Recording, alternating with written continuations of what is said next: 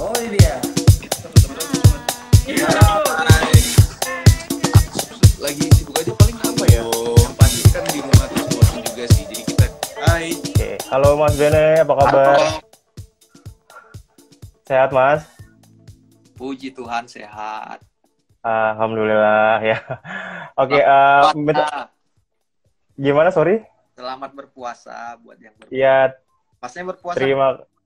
Iya, insya Allah puasa Mas. Terima kasih. Mas siapa? Dido Mas. Apa Didu? Iya, Oke, Mas Didu siap. Salam kenal. siap.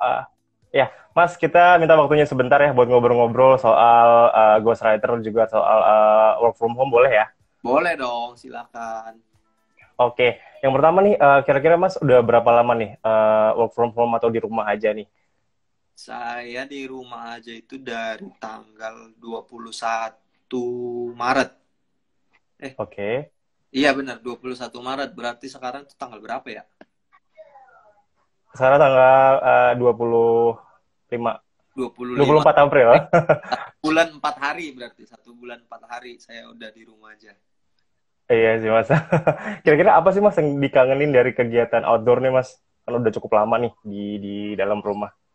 Yang jelas sih kita syuting ditunda ya. Jadi waktu itu kita baru syuting day 3 Oke. dari 22 hari. Hari ketiga kita kelar, hari keempatnya kita mau memutuskan untuk oke, di hold dulu deh ini syuting, nggak bisa dilanjutin gitu. Terus kita nggak bisa meeting yang brainstorm ngumpul gitu yang ketemu paling bisa dilakukan melalui platform-platform digital lah gitu kalau untuk meeting. Oke.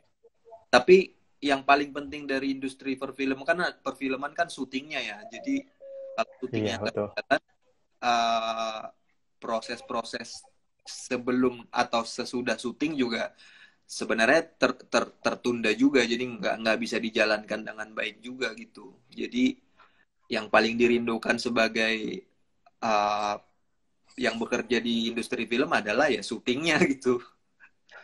Iya benar ya Mas ya. Kalau Nah, dari sisi hiburan ya paling nonton bioskop nggak bisa, nongkrong gitu. benar. Kalau nongkrong sih relatif masih bisa diganti dengan dari digital ya, kita bisa video conference bareng-bareng atau gimana. Tapi kalau yang kayak nonton di bioskop tuh udah rindu sih, udah kangen lah. Saya juga kangen nih Mas. Udah di rumah terus ya. Iya. Terus kira-kira boleh bagi sedikit Mas, kira-kira aktivitas apa sih yang biasanya dilakuin sama Mas nih di dalam rumah nih supaya nggak jemu gitu? Ngapain aja kira-kira? Jadi sebenarnya dulu tuh waktu kita lagi sibuk tuh kan banyak kegiatan yang pengen kita lakukan gitu kan. Tapi akhirnya situasi kayak gini tuh memaksa kita punya banyak waktu. Jadi saya sih biasanya saya sih biasanya melakukan hal-hal yang tadinya saya nggak bisa kerjakan, terus sekarang saya kerjakan gitu, kayak baca buku, main PS, Oke. nonton film-film yang sebelumnya belum sempat ditonton gitu sih. Jadi ya gitu sih, menarik sih mengisi waktu yang banyak waktu kita yang bisa kita habiskan ke hal-hal yang tadinya susah banget waktunya gitu. Terutama main Iya PS, sih. sekarang kayak kerjanya main PS mulu. Yang biasanya ditinggalin gitu ya, debuan PS-nya ya.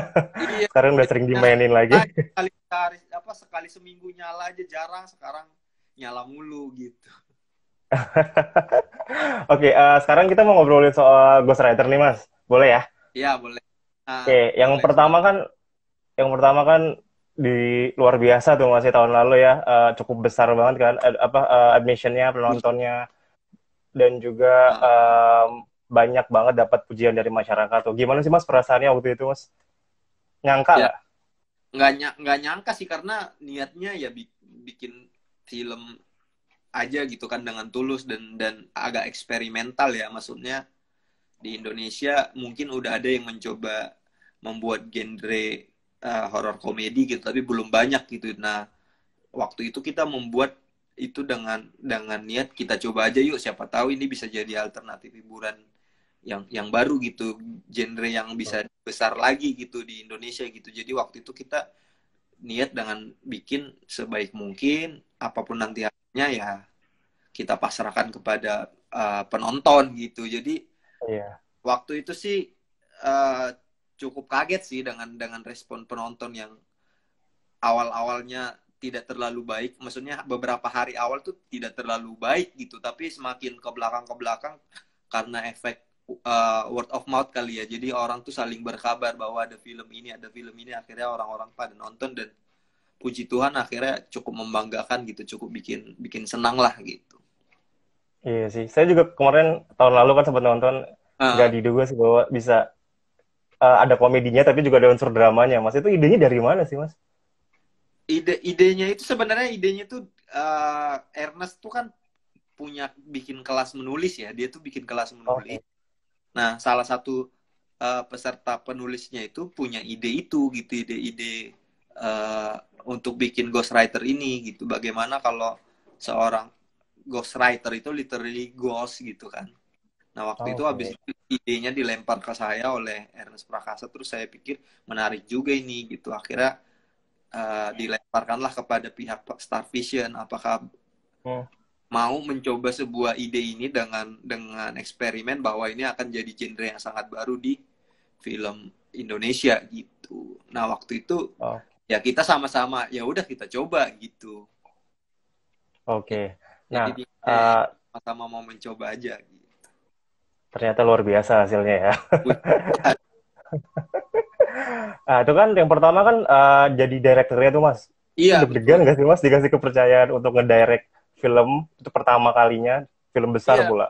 Uh, iya, waktu itu sih yang bikin saya takut menerima itu ada, saya cukup lama mempertimbangkan itu karena ada horornya itu. Maksudnya saya biasa mengerjakan film tuh, sebelumnya saya juga menulis film, menjadi komedi konsultan itu tuh selalu selalu soal soal komedi gitu.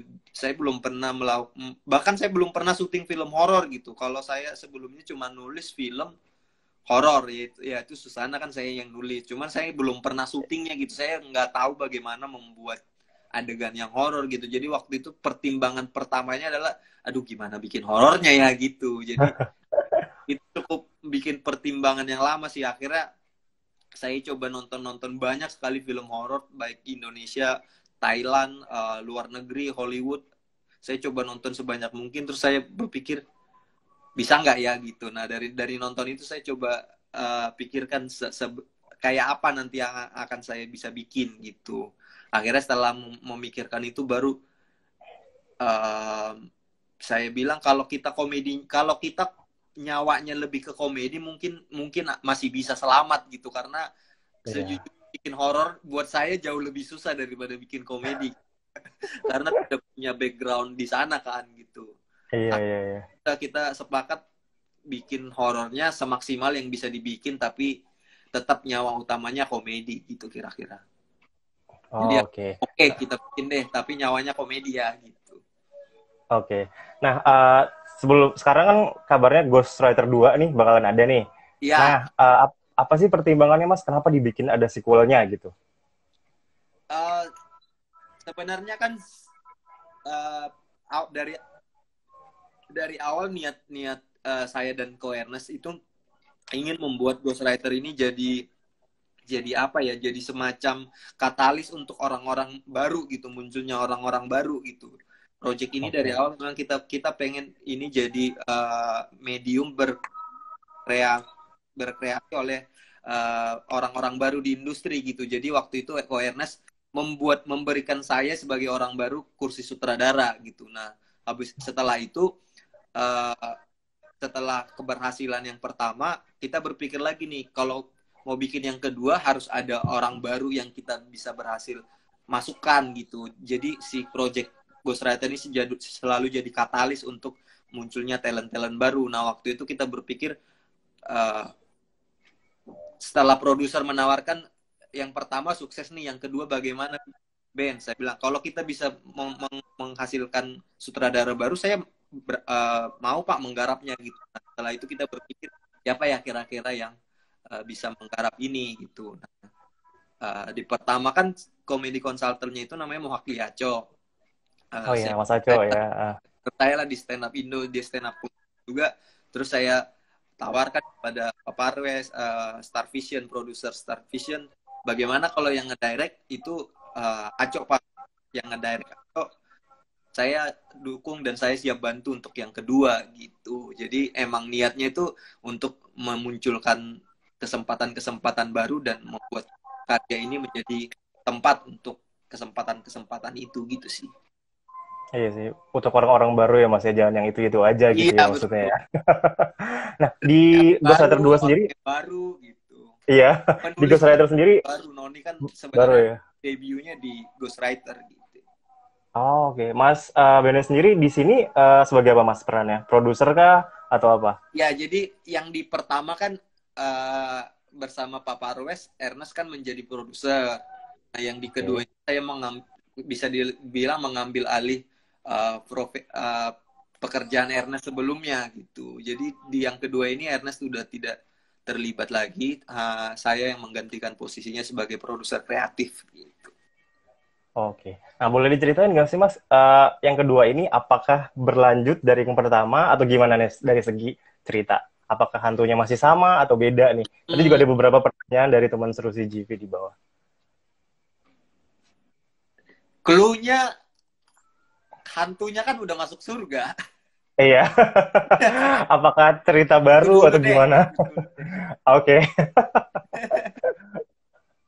Tapi Mungkin untuk nanti cast-nya coba sendiri, ditanya ke Aco deh bagaimana soal apa namanya clue-nya gitu. Soalnya mungkin dia lebih berpikir mana yang bisa dikeluarkan, mana yang enggak gitu. oke siap. Yang Tadi juga jelas ada ini yang nanya. lanjutan, yang jelas ini lanjutan. Jadi karakternya tidak ganti.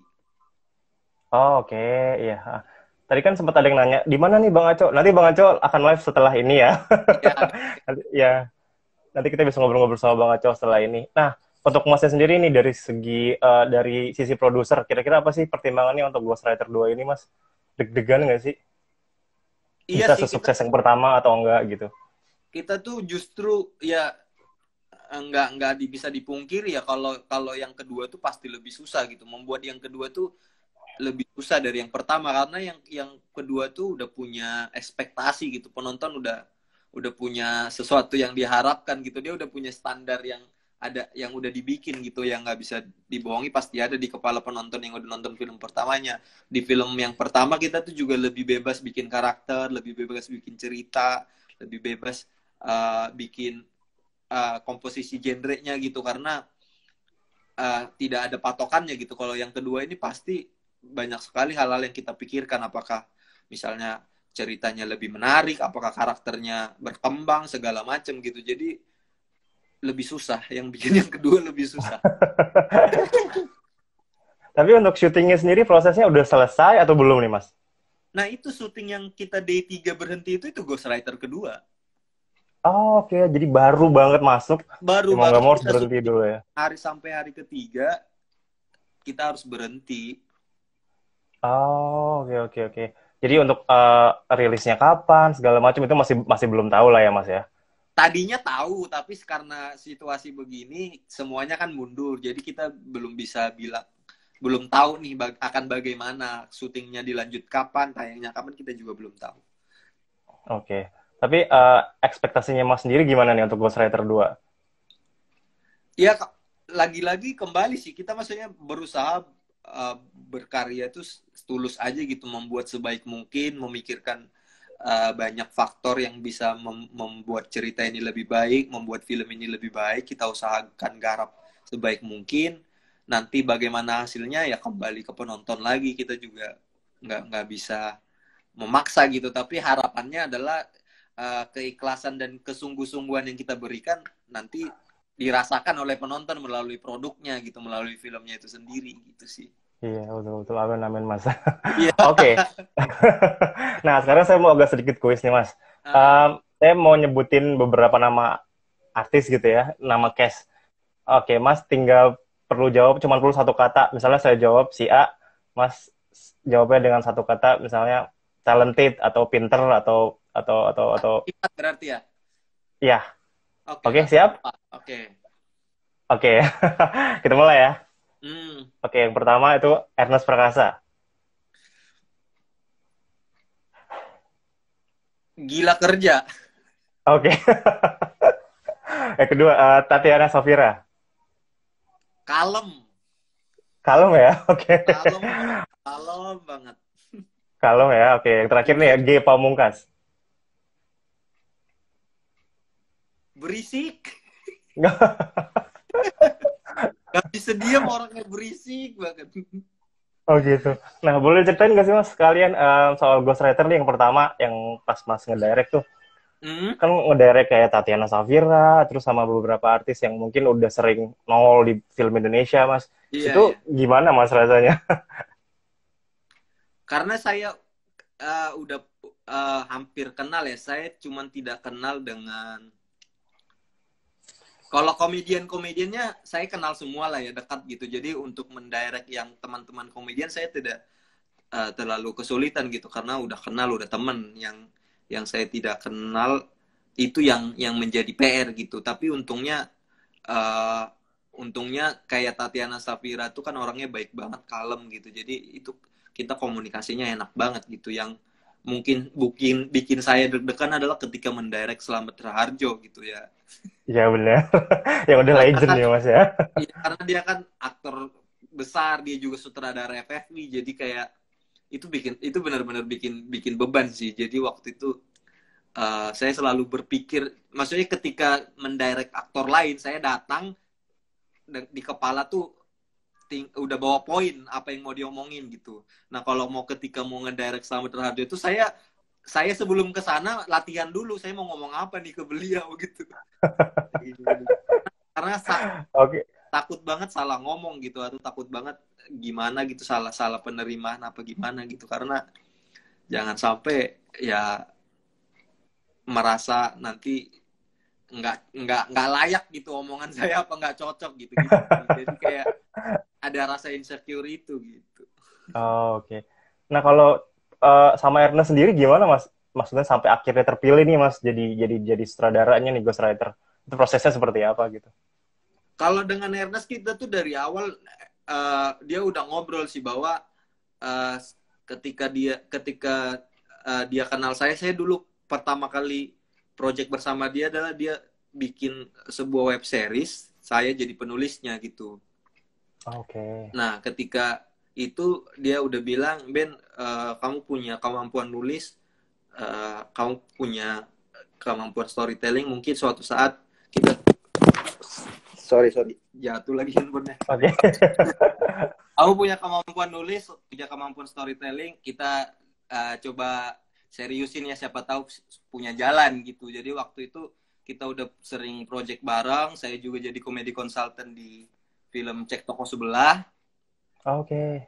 Jadi emang dia udah bilang kalau apa namanya, kalau ntar sama-sama dicariin jalan gitu untuk masuk ke industri ini gitu, sambil belajar sambil juga uh, menjajaki karir gitu. Jadi waktu saya komedi consultant, saya juga nulis skenario film, beberapa film. Dia juga menawarkan saya jadi sutradara di CTS series. Oke. Jadi sebenarnya CTS series itu seperti ajang latihan gitu. Ben, lu latihan dulu deh di CTS series. Ntar kalau udah dapat feel-nya, udah ngerti tugasnya sutradara apa, baru kita carikan jalan untuk project film pertama. Nah, setelah saya di CTS series pertama dan menurut Cohernes udah layak, baru dipercaya untuk ditawarkan kepada production house, udah siap nih Pak untuk ngedirect film gitu kira-kira. Jadi emang Oke. kita udah apa ya, ada blueprintnya ke sana sih dari awal gitu. Oke, siap-siap. Ya sudah kalau begitu Mas, terima kasih banyak ya Mas Ya, atas thank waktunya. you. Iya, semoga ini cepat berlalu dan bisa syuting Amin. lagi.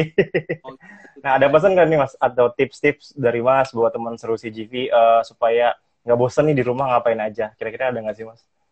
Kalau yang menurut saya sih jangan sampai apa ya, ritual nonton filmnya itu hilang gitu. Jadi nanti ketika pandeminya berakhir tidak ada lagi niat untuk nonton film itu. Jadi tetap jaga ritual nonton film itu, seminggu satu dua film lah tonton, kan kita punya banyak Setuju waktu. Mas. Jangan sampai kita tuh nggak rindu lagi nonton film, itu harus tetap dijaga lah. Tonton film terus, film apapun itu, film Indonesia, film luar, silakan, yang penting nanti setelah pandemi berakhir balik lagi ke bioskop. Betul, Mas. Harapannya sendiri, Mas, untuk film Indonesia seperti apa, Mas? Harapannya untuk film Indonesia yang jelas sih, semoga setelah pandemi ini berakhir kita nggak membangun industrinya lagi dari nol, karena industrinya kan udah Iya, bagus. betul. Jangan Bagus sampai banget sekarang. ketika ini berakhir kita bangun dari nol lagi gitu. Semoga sih itu yang kita itu. Iya, betul, Mas. Ya, terima kasih banyak ya, Mas, ya, Terima atas kasih waktunya. Ya, sehat-sehat selalu. Sukses buat Ghostwriter-nya, Mas. buat si Thank you.